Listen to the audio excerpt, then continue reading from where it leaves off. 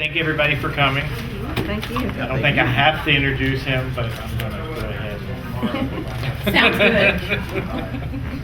To the last surviving classic Universal monster, Mr. Ricou Browning.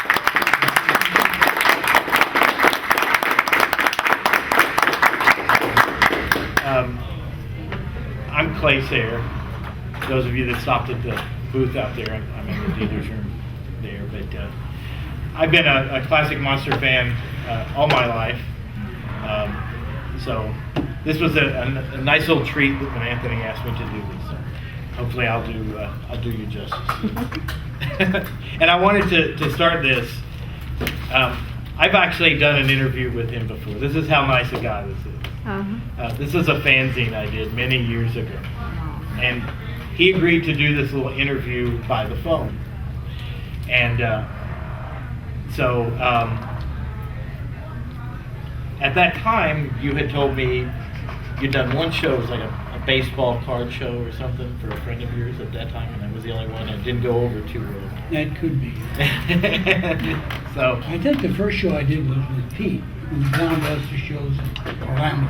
okay, so this was dated 94, Yeah. so this would have been right around there. So, but that was my first introduction to actually meeting you, although it was on the telephone. But one of the first questions I was just curious about before we get into this is what the part before getting the role of the creature. What kinds of things were you involved with? And I think that's a lot of the things some of the people may not know that kind of led up to you being in the right place at the right time, so to speak. I was in a lifeguard at Wakulla Springs, where we wound up shooting the underwater for the creature of the Black Lagoon. And being a lifeguard there, the newsreel people would come to the springs to shoot high divers going off of platforms, kids swimming underwater. They had an underwater cylinder with a window, and they would go down there with their cameras and shoot through the window. And they would shoot kids like myself and others having underwater picnics, drinking through bottles, eating underwater, all kinds of crazy stuff. They used them in newsreels in those days for the theaters right after the news was on. And that's my first introduction to film. After that, I was a student at Florida State University, Knowles, and they're doing good this year too. And I got a call from New Perry, a friend of mine who was at Wakulla Springs, that he was going down the state to look at another spring to start putting on underwater shows. And it was Weeki Wachee Springs. And we went down there, and it just looked like a little pond off the side of the road. And so we went over there and looked, and I went underwater, and people had used it as a junkyard. There were mattresses, springs, refrigerators, automobiles, all kind of junk. And I spent at least 2 weeks helping clear the springs to get all this junk out of it. Then they built the underwater theater, and we hired girls to do the show. At that time, at Florida State College for Women in Tallahassee, they had a group of girls called the Tarpon Club. And some of those girls we used as mermaids at Weeki Wachee because they were already experienced in doing ballet and swimming. And so Weeki Wachee began to be a show, and I worked there for a number of years, and left and went back and attended school at FSU. And most people, how many of you know how he actually got the part of the creature? All right, so I guess that would be the next obvious thing for him to tell everyone is what led you to actually getting hired to play the... I was attending school, and the gentleman who ran the hotel at Wakulla Springs, his name was New Perry, and he's also the one that taught me how to hose breathe, which I used in the creature shoot. He called me and he said some folks from California are coming to look at the springs as a location to make a movie, and would you pick them up at the airport for me and bring them to the springs because I have to go out of town. And I said, sure, so I did. I took them to the springs, took them on the river cruise, and they saw the alligators and everything down the river, and they loved it. Showed them the underwater in the main spring, which is a bowl at least an acre big and 80 feet deep. And the cameraman, Scotty Welborn, said, would you mind swimming in front of the camera so I can get some perspective of a human being to a fish or grass and logs and whatever? I said, sure, so I did. And I took them back to the airport and they left. They were very happy with what they saw. About a week later, I got a call from New Perry again from the hotel. And he said, the people that were here are trying to reach you. And I gave him your phone number, so they'll be calling you. I said, okay. So I got a call from Jack Arnold about a week later, who he turned out to be the director of the film. And he said, we like the way you swim. How would you like to be an underwater monster in the film we're making? I said, why not? So I went to California. They built the first suit. It was no good. It was too ugly. We built a second suit, which turned out to be the one we used in the movie. And we also used Julie, testing her in her beautiful white bathing suit. She looked better than I did. But anyway, that's how I got the part. So the swimming style, which is so recognizable. Yeah, the way I swim normally is the way the creature swam. I didn't have to learn anything. That's why they liked the way I swam, because that's the way the creature swims. From a regular swimmer to having to swim in a foam latex suit in the water, how do you adjust to that? It really wasn't a lot of adjustment because I was used to swimming underwater and doing things underwater. It's just the suit was kind of clumsy. It was kind of like wearing an overcoat underwater. And once I got used to it, it wasn't too bad. It was kind of like if you first go out to play football, you put on a uniform with the shoulder pads and everything, and it's kind of tight and clumsy. But once you get in the game, you don't even know you have the uniform on. And that's kind of the same way with the creature suit. Once I got underwater and started acting, I didn't have to remember I had the suit. Right. The highlight is always what everyone always refers to as the underwater ballet with Julianne. Swimming underneath you. Yeah. Why not? If you're chasing a beautiful woman in a white bathing suit, it's very easy. Now, your suit for the underwater sequences is different than the Ben Chapman suit for the land creature. Well, what I know about it is I went to LA and they built my suit. And then I left to go to Florida. So then they built Ben's suit. Right. Well, they had already made my suit, and Ben was taller than I am, so they had to stretch the suit. And so what they did was they used my molds, and they just added chest plates to make his suit fit better. Right. And for the underwater creature, it's not the green that we always think of. What color was It it? was green. Isn't it a lighter? You always hear the stories where it I've was got one picture at the lighter. table that was taken, a color photograph. Mhm. It was taken of the suit, and that's the original color. Okay. I also have other pictures that are color, but they're colorized. Right. And that's This- a deeper green. Yes, no, That wouldn't no, show up lighter underwater. green.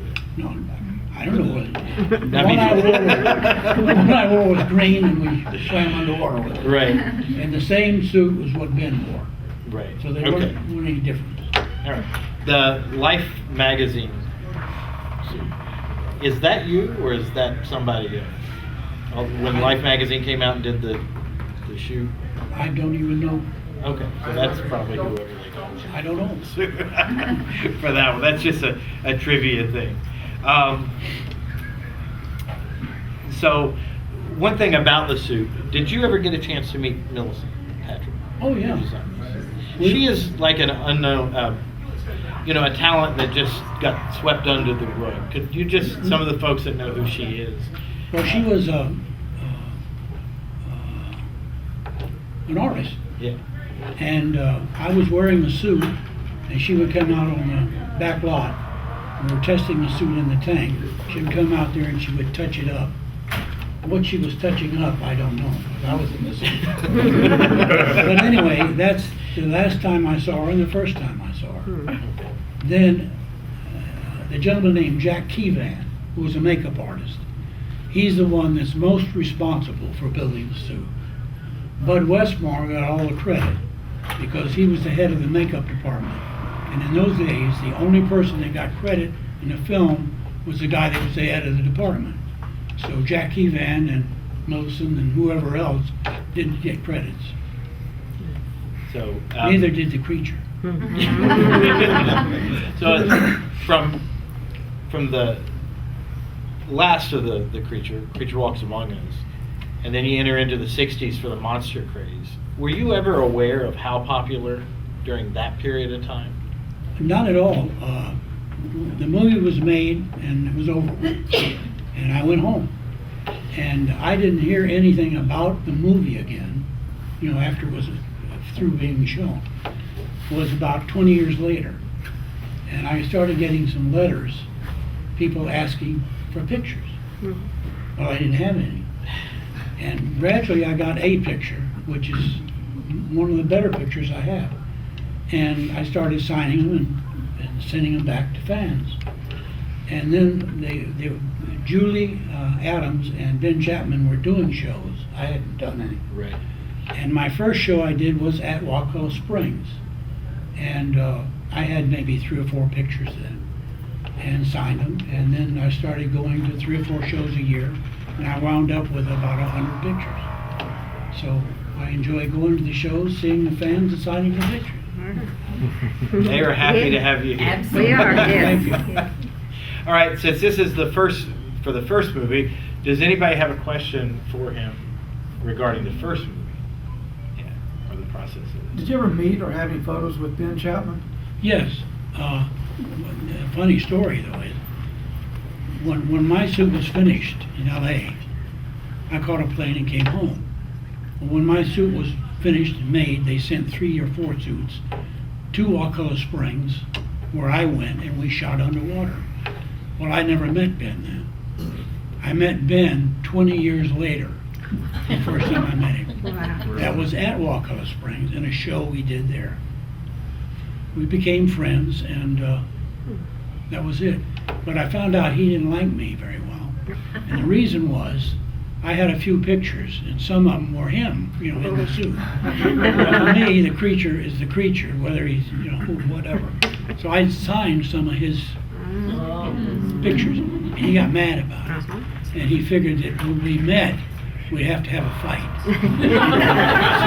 So we met at Wakulla Springs, shook hands, and became friends. And after that, we did a number of shows together. So. Yep. How much direction could they give you, or did they give you for the underwater scenes when you were swimming, particularly the ballet type thing? I remember- Okay, we had a barge that was out in the middle of the spring. It was cabled off to trees and to the diving tower so it wouldn't move. And we'd use that to rehearse what we were going to do underwater on the barge. And then we'd go in the water and do the scene, or attempt to do the scene. And if we failed, we'd come back up, rehearse it again, go back down. And we had a few hand signals that we could correct some of the mistakes, but it didn't always work. So it took a while to get used to each other and get used to the cameraman and myself working together. We had I couldn't see very well. The eye of the suit sat about an inch from my eye, and it was about that big.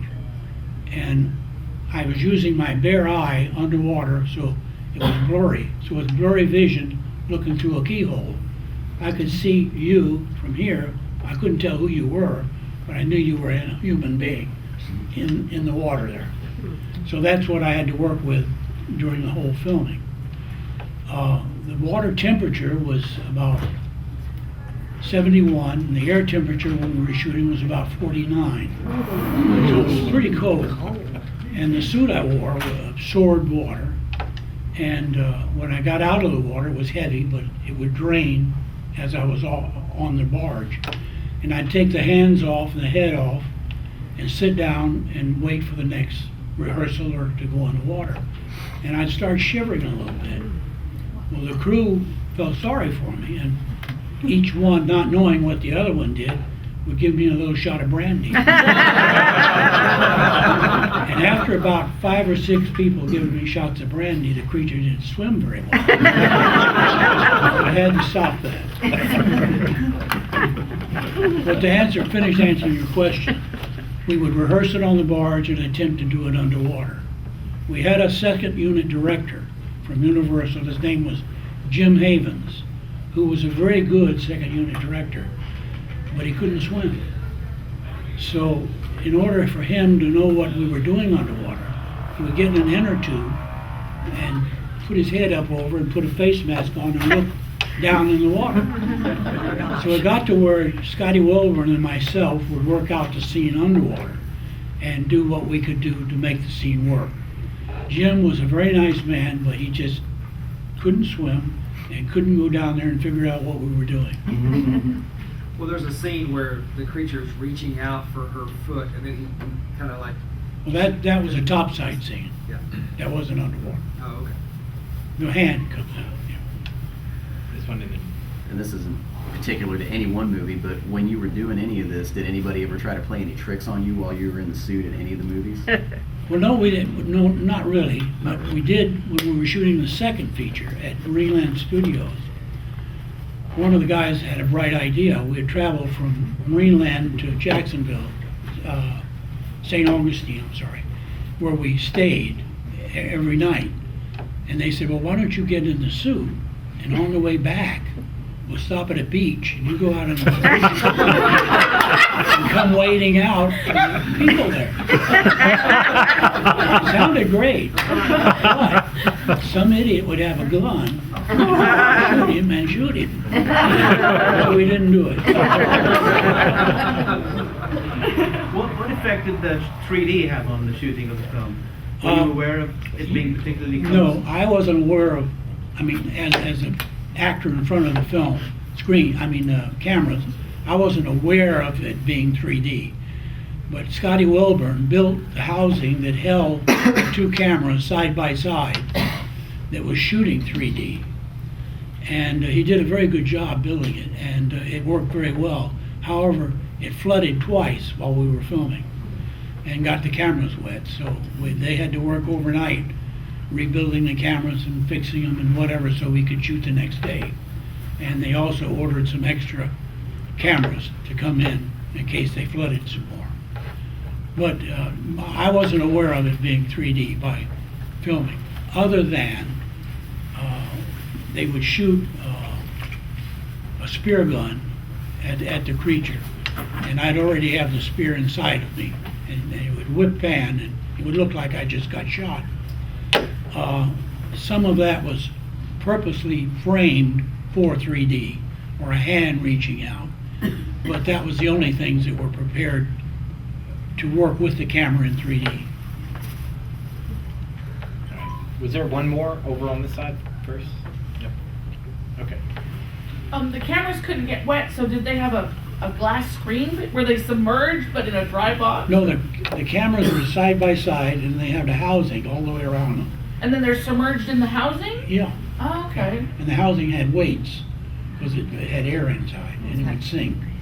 And they would just adjust it to fresh water to salt water or whatever.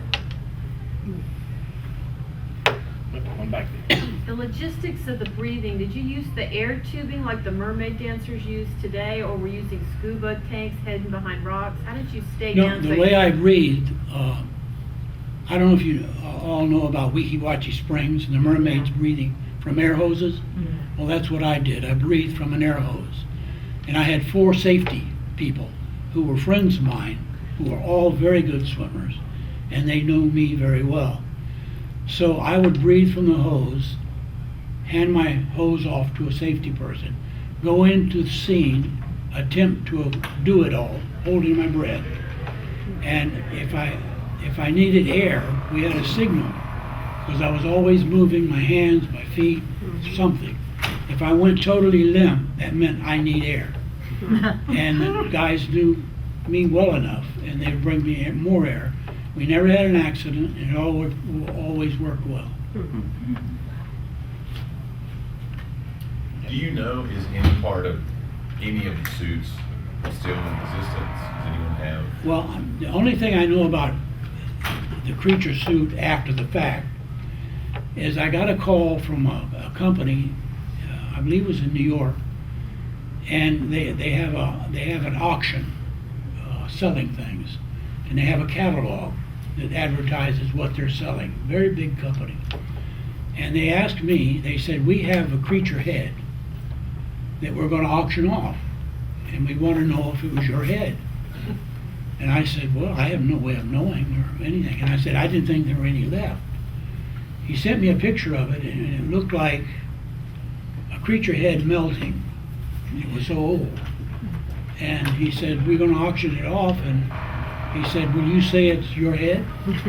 I said, well, I don't know, but there's a guy in California, Bob Burns, who knows a lot about the Creature heads and what happened to them. I said, contact him and ask him, and I'll contact him. And I called Bob, and I said, could that be one of my heads? And he said, yeah, it was. And I said, okay. So I called the company, and I told them I had it. So they said, well, we'll pay you $500. I said, great. They sent me $500. And I signed a paper saying it was my head. But I mean, you had to see it. It looked like it was just melting, you know. And it was a picture in the catalog. And I found out 2 weeks later when they had the auction, it sold for $80,000. Who bought it and what they're going to do with it, I have no idea. Yep. Follow up with you. You may have covered this before I came in the room, but what material was the suit made from? It was made of sponge rubber and latex. The suit was made of that. Yeah. Oh, there you go. I'm his daughter, so I kind of know all this already, but I just thought it would be interesting for you guys to hear two things. One about what you had to do with your head, with the air bubbles, yeah. and then also the lead weights. I breathed through an air hose, and my mouth was about this far from the mouth of the suit. So the hose would go through the Creature mouth into my mouth, and I'd breathe air. Well, while I'm breathing, air would go up inside, up into the head. And the only way the air could get out is right up to the top of the head. So a lot of times when we'd shoot, they'd do the scene, you'd see bubbles coming out of the Creature's head. So we learned that just before we shoot, I take both my hands and press down to get the air out and then go into the scene. But sometimes I'd forget, sometimes whatever. So in the film, if you watch, every now and then you'll see bubbles coming out of the top of the head. And She mentioned the lead weights. Yeah. That you had to wear. Stay submerged. The suit was made of sponge rubber latex. It was like a swimmer's wetsuit, and you're buoyant. So I had to wear lead. I had a lead chest plate, and I had lead thigh pads, and lead around my ankles. And I used different weights for the water, salt or fresh, because salt water is more buoyant. And then once I got underwater, I get neutrally buoyant, and I wouldn't even know I have the suit on, because I could swim or do whatever I wanted. Did you ever sit in on any showings in the 50s when it came out? I mean, I was just I'm wondering. sorry, I don't get it. Did you ever sit in on any showings of the film in the 50s when it first came out? You mean the dailies? Well, no, sir. When the audience was there, I would imagine in the theater. At a real theater. Yeah, I went to the movie. I paid to get in with my wife, and it was in Tallahassee, Florida. Okay. And we went to see the movie, and the audience enjoyed it, and I enjoyed it. Did anybody know you were there? No. That's great. I would imagine it would have been just a real good experience to be in the theater back when it first came out. I mean, it's been something to see. So the first one's a big hit. Then you move into Revenge of the Creature, and you talked a little bit about that being shot at Marineland. Oh, okay. The Revenge of the Creature, I got a call from Jack Arnold, and he said, Rico, we're making a second movie. He said, we need you. And he said, can you work on it? I said, sure. I said, you want me to come out and get a suit made? And he said, no, we're shooting. I said, you're what? He says, we're down in St. Augustine, Marineland Studios, and we're shooting the picture. And I said, well, I don't have a suit. He says, but the guy they hired to play your part underwater has a suit, and he's tall. We'll have to cut it down to fit you. He can't swim well enough to do the part. And I said, oh, well, okay. So I went to Marineland and went to a motel.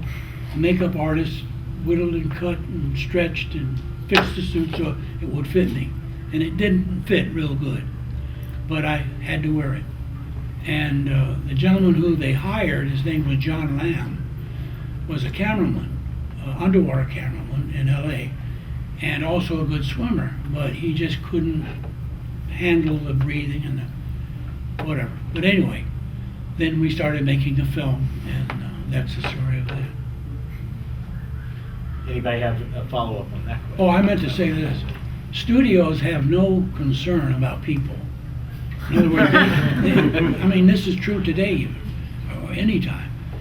They didn't think of me when they started to make the film. They thought the cheapest guy they can get, the quickest guy they can get to do the film. They don't know anything about the filming. They just know save money, do it quick. And this goes today with any film, any actor. Once you do a film and walk off the lot, you can't get back on unless you're hired to do another film. So they're pretty wicked. Tell them about the turtle incident. Oh, in the second movie, The Creature, we would once again would rehearse the scene on the deck of Marineland Studios, go down, attempt to do it, come back up, rehearse it, whatever. Well, we rehearsed the scene, and we had a big anchor underwater in the tank with the fish and everything swimming around. And we went through the scene, and I went in first with my hose, went down, sat on the anchor, and I was sitting there breathing on the hose, waiting for the other people to come in to start the scene. And while I was sitting there, I felt something moving my leg. And it pulled it, and I looked down. I couldn't see because my vision was blurred. But finally I could make it out. It was a turtle, and he was biting the heel of my foot. And the heel of the foot sticks out beyond my foot with little things. And he got a hold of that, bit it off, and took off. And so the makeup artist, I didn't have another pair of feet. They had to chase him down, take the thing out of his mouth, and then take me out of the water, take the foot out, dry it, and glue it back on. There's no business like show business. Yeah. What was it like to work with Clint Eastwood? Pardon? What was it like to work with Clint Eastwood? Well, that's strange. When I say strange, his scene was shot in Los Angeles. All of my work was done in Florida underwater, so I never even met him. We didn't know each other, but he's done well. I don't know if many people know, but you actually trained Flipper. Yes, correct. Created. Yeah. Created Flipper. And trained it. Yeah. I'm not purposefully avoiding that. It's just I know Mark Maddox is doing the one tomorrow that covers that period after. So rather than double up on all the information, I thought we would just stick to the creature stuff today. So, yeah. First went to Silver Springs in '64, and again about 15 years ago. We always thought that's where some of the film was made. Yes, it was. Oh. Most of the underwater was filmed at Wakulla Springs, but there was a sequence where the boat was caught with wood in front of it and trees and whatever. And Wakulla was so deep and so broad, there was no place we could do that. So we went to Silver Springs, and then not in the main spring, but just down the river a little ways, there's a little spring. And we used that little spring for that scene because we could build things to block the ship and everything. So part of it was filmed at Silver Springs. Yep. Well, did you have a question? Yeah. Yeah, go ahead.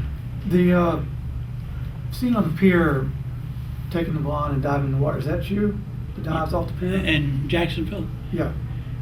Well, I'll get to that. Then Tom Hennessy was the creature in the second movie as the topside creature. And we filmed in Marineland, and then we went to Jacksonville to film at the Lobster House, a dance scene, and where the creature comes in, grabs the girl, runs off, jumps in the water with the girl. Well, Tom Hennessy was the actor, the creature that went in, grabbed the girl, went out, and jumped in the water. Now, I was the safety person for Ginger, who he was jumping in the water with, so that when after we went in, I would take care of her. Well, Tom didn't have a safety person, but he also didn't wear lead, so he was very buoyant. So when he went in the water, he'd go under, but then he'd pop right back up. Well, there was a strong current going down that river, and the current took him, and they had two boats downstream to pick him up. But he had a long way to go. So I jumped in, grabbed Ginger, got a hold of a buoy, and held on till they came out and picked Ginger up. Well, Tom just kept going. They finally got him with one of the boats, but I mean, he thought he was going to drown, but he couldn't drown because he couldn't sink. So they picked him up, and he was fine. Yeah, right here. I was curious, why did they have a land creature and a water creature? Well- They just didn't like the way that person swam and then hired you, or? No. Tom was, I think, no. Ben Chapman was 6'4", I think. Oh, okay. I was 6 feet. Tom Hennessy was 6'5". They wanted the creature to be big, topside. Well, underwater, we doubled all the actors. And the people that we doubled them with, like Richard Carlson was probably 6 feet. And we got a kid from the University of Florida, Florida State University, that was 5 feet. So he doubled him, and compared to my 6 foot, we matched underwater. Oh, interesting. And we had Richard Denning the same way. That makes sense. Any other questions? All right, just as, oh, go ahead. You mentioned Ginger in the second movie that Tom Hennessy jumped in the water with. Yeah. Was that the same Ginger that you swam with? Yeah, in the Ginger first- doubled Julia Adams, and she also doubled, in the second movie, she doubled Laurie Nelson. So she worked in both movies as doubles for the actresses. I was just gonna ask, how disappointing was it in the third one?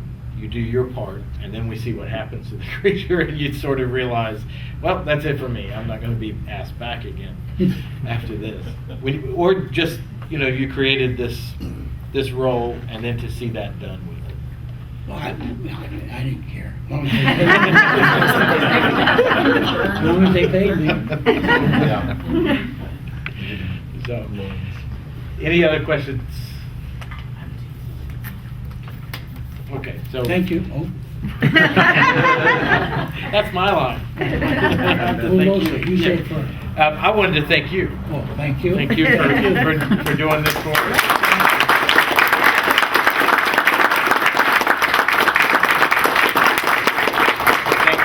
Thank everyone for coming in and squeezing in here. Oh, I had one last participating. question. All right. Did all your friends and family know you were the creature, or was it something you did it as a job and you didn't really talk about it? Because it's not something that shows up on most of us' resume. I didn't talk about it, but my wife knew I was. Okay. And a few of my friends did. Okay. That's about it. Something different. Yeah. Did they pay you more than the gentlemen that were portraying the land creature? Because it seems to me like you were doing more work. I got a little more, yes. When you talk about money, I make more money at one of these shows than I did for the film.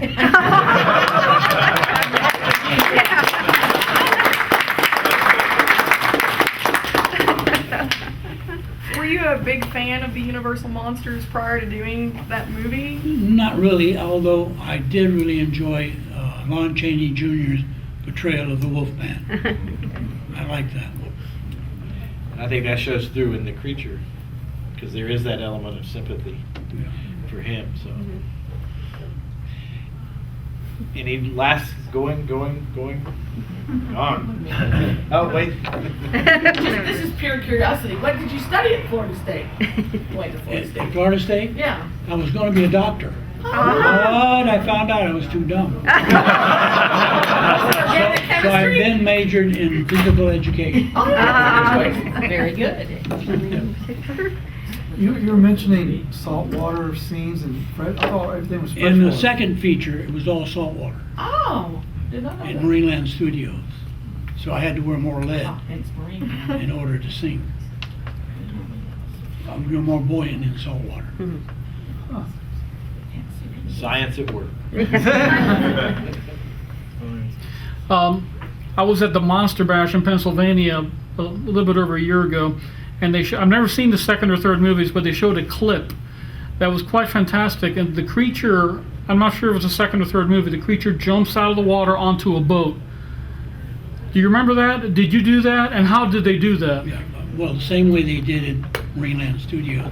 They put a harness on you, and then they put a wire coming down your back, and they yanked the hell out of it. You go flying. It was quite spectacular. Go ahead. I also found it interesting. So the incident with the turtle is the only encounter you had with all those sea creatures at the springs? Or? Only one. Oh my God. They had sharks in there. They had everything. Now, I couldn't be afraid of them because I couldn't see them. But the other actors could. They were probably scared of you.